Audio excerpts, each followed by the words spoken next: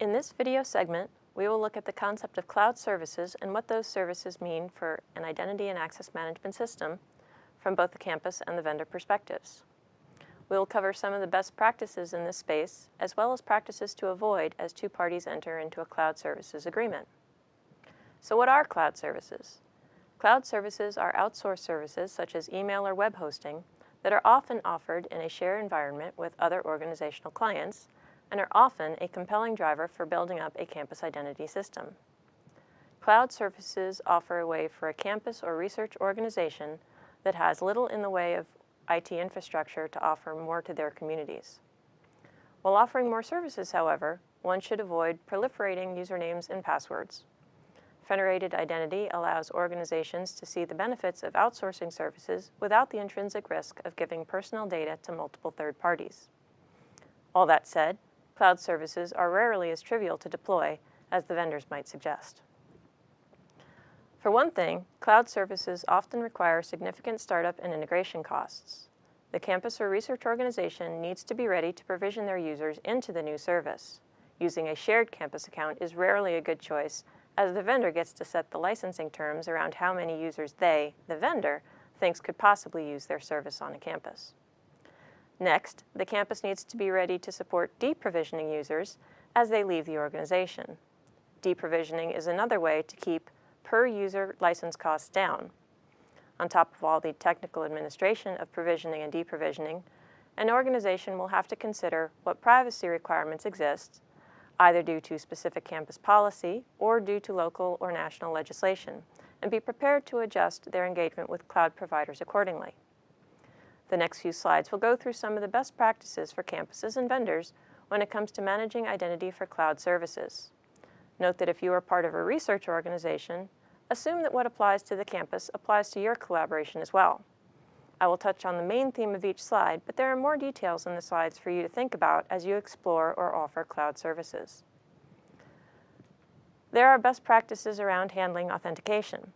First, the campus or research organization should never assume that a successful authentication means that the user is authorized to use a service. Authentication means that the user successfully logged in. Authorization means that the user is allowed to use some or all of a service. While in some cases, if a user can authenticate, then they are allowed to use a service, that should never be assumed to work for all services. More information on how to manage information about authorized users can be found in the video, Identity in the Campus Network. It is worth reiterating that authentication and authorization are not the same thing. That said, some vendors insist that it's up to the campus to make the necessary authorization decision and to filter what users are able to access the vendor's systems. In other cases, the campus expects the authorization details to be part of the third-party service. It's the app that should be configured to make access control decisions.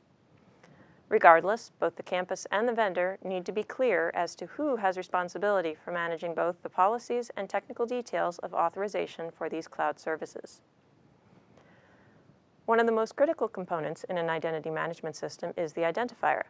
An identifier is any data that can either directly identify an individual or link an individual to their online identity. The identifier is fundamentally necessary in order to make authorization decisions. After all, how can a vendor know if an individual is allowed access to a resource if they can't uniquely identify that individual? The identifier itself is stored in an attribute. Higher education has a standard set of attributes designed specifically for their needs called the EduPerson schema. Other industries may have their own attribute schema with slightly different rules as to what identifiers and other information can be contained in those attributes. So while the details of what identifier should be shared in which attribute might change between schema, the general principles still apply across all different schemas. To summarize, campus and vendors should be prepared to support a variety of identifiers in a standard set of attributes and be prepared to share those attributes properly.